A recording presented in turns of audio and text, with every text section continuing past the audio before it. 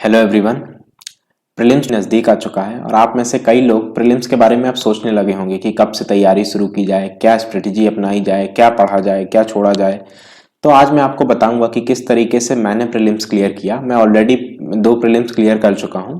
तो आज मैं आपको अपनी स्ट्रेटजी बताऊंगा और साथ ही मैं बताऊंगा कि आप किस तरीके से प्लान कर सकते हैं जिससे कि आप भी इजिली प्रीलिम्स का कट ऑफ क्लियर कर पाएं। तो सबसे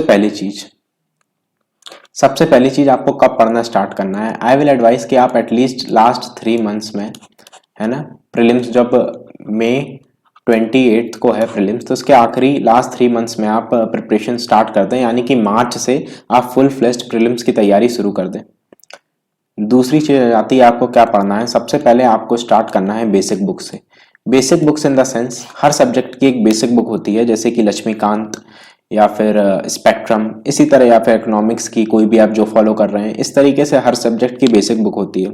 हो सकता है आप में से कुछ लोगों ने कुछ बुक्स छोड़ दी हो, जैसे कि किसी ने हो सकता है एंशिएंट ना पढ़ी हो या मेडिवल ना पढ़ी हो या और कुछ अच्छे से ना पढ़ पाया हो। तो सबसे पहले आपको वो पूरा करना है और उसके बाद बाकी बेसिक बुक्स कंप्लीट करनी है। ये मोस्ट इंपॉर्टेंट आपका पिलर बनाएगी। अगर आपने बेसिक बुक्स कंप्लीट नहीं की तो आपका सिलेक्शन का चांस काफी कम हो जाते हैं। ठीक है, इसलिए सबसे पहले आपको बेसिक बुक्स पूरी करनी है। तीसरे नंबर पे आ जाता है करंट अफेयर्स। आप पिछले पेपर देखेंगे, आप अराउंड 2014, 15, 16 के पेपर देखेंगे और आज के इस समय के पेपर देखेंगे 2020, 21, 22, पिछले 2-3 सालों के, तो पेपर में काफी बदलाव आया है। अब एकदम डायरेक्टली क्वेश्चन नहीं आते। इवन आप बेसिक बुक से भी देखेंगे तो अराउंड 30 क्वेश्चन आएंगे, है ना। और करंट अफेयर्स से भी एकदम डायरेक्टली क्वेश्चन नहीं आते। आपको जरूरी नहीं है कि आप पढ़ें तो आपको बन जाए। ज्यादातर क्वेश्चन में ऐसा होगा कि आप एक ऑप्शन एलिमिनेट कर पाएंगे या 2 एलिमिनेट कर पाएंगे और फिर आपको एक इंटेलिजेंट गैस लेना पड़ता है। फिर भी ये बहुत जरूरी है कि आप ये दोनों चीजें पढ़ें, है ना। इसका मतलब ये नहीं है कि आप पेपर देखें और आपको लगे कि अरे इस बुक से तो आ ही नहीं रहा और आप उसे छोड़ दें। ऐसा नहीं करना है आपको। करंट अफेयर्स में या तो आपने अभी तक जो भी पढ़ा हो, मंथली मैगजीन पढ़ी हो, ठीक है, मंथली मैगजीन पढ़ी हो तो आप उसी को रिवाइज करें। अगर आपने नहीं पढ़ी है तो आप पीटी 365 किसी भी कोचिंग का, मैंने विजन आईएएस का पढ़ा था, आप इसे पढ़ सकते हैं। कोई भी एक चीज पढ़नी है। अगर आप ऑलरेडी ये पढ़ चुके हैं तो फिर ये पढ़ने की जरूरत नहीं है। उसके बाद चौथी चीज आती है पीवाईक्यू एनालिसिस। ये बहुत जरूरी चीज है। ये बहुत सारे बच्चे नहीं करते हैं।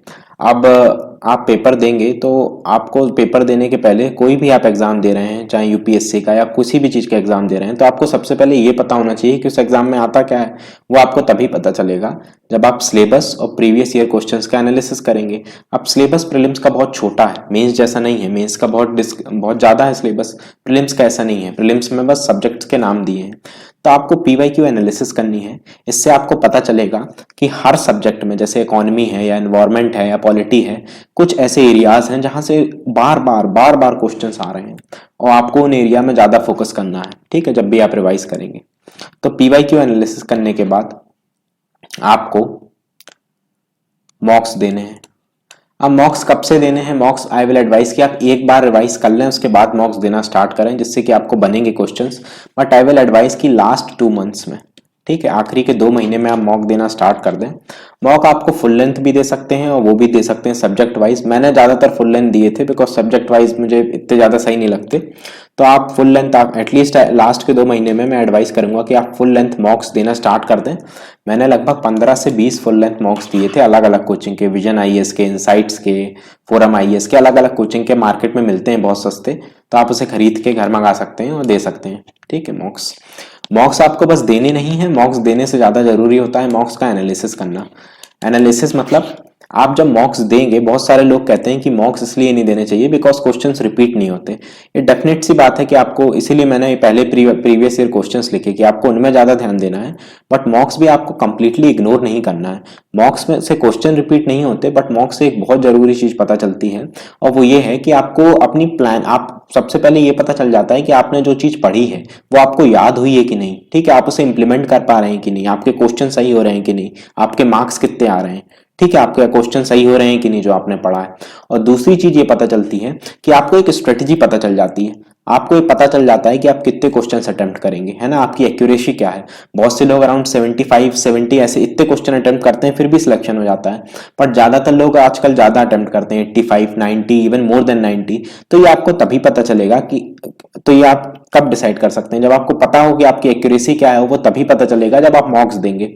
और मॉक्स भी एक दो मॉक्स देने से पता नहीं चलेगा, एटलीस्ट आपको 5 से 10 मॉक्स देंगे, उसके बाद ही आपको एहसास होगा कि आपकी क्या एक्यूरेसी है, आपकी स्ट्रेटेजी क्या है, आपकी गेसिंग सही हो रही कि नहीं, आपकी नेगेटिव मार्किंग ज्यादा तो नहीं हो रही। इसलिए हर एक मॉक देने के बाद आपको उसे अच्छे से, बहुत अच्छे से एनालाइज करना है और देखना है कि आप क्या गलती कर रहे हैं, किस सब्जेक्ट में गलती कर रहे हैं, और उसी हिसाब से आपको अपनी आगे की तैयारी बढ़ानी है। और ये बहुत ज्यादा जरूरी है, ठीक है, मॉक्स देना, उसकी एनालिसिस करना। सिक्स्थ आ जाता है सी सेट। ये एक बहुत ही ज्यादा इंपॉर्टेंट पार्ट हो गया है पिछले 2-3 सालों में। जैसा कि मैंने बताया कि 2014, 15, 16 में जीएस का पेपर आसान आता था और थोड़ा अलग आता था, अब बदल गया है। सिमिलरली सी सेट में भी हुआ है। आप 2014, 15, 16, 17 उस टाइम के पेपर देखेंगे तो बहुत आसान आता था सी सेट, आप बिना पढ़े भी जाएंगे तो ज्यादातर लोगों का क्लियर हो जाता था। बट आजकल ऐसा नहीं है।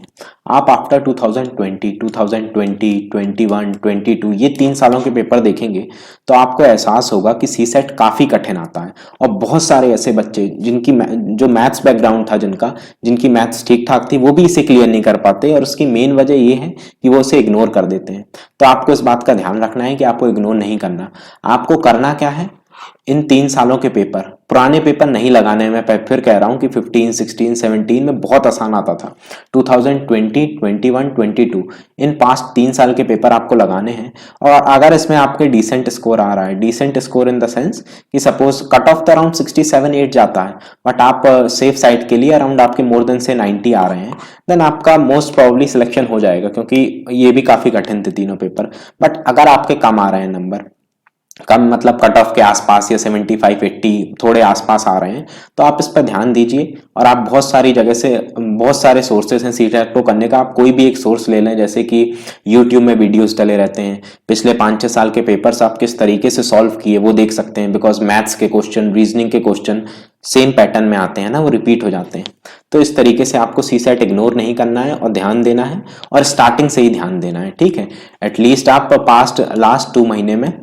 लास्ट 2 महीने में इसका ध्यान दें, इस पर ध्यान दें। ऐसा ना हो कि आप आखिरी के 10 दिन के लिए छोड़ दें, उस समय भी नहीं रहता, आप जीएस का पढ़ने में उस समय ज्यादा आपको वो लगता है, ठीक है, आपको ये लगता है कि आप जीएस का कर लें, उस समय फिर आप ये छोड़ देंगे, ठीक है। एक और चीज आ जाती है जो बहुत जरूरी है, वो ये है कि डोंट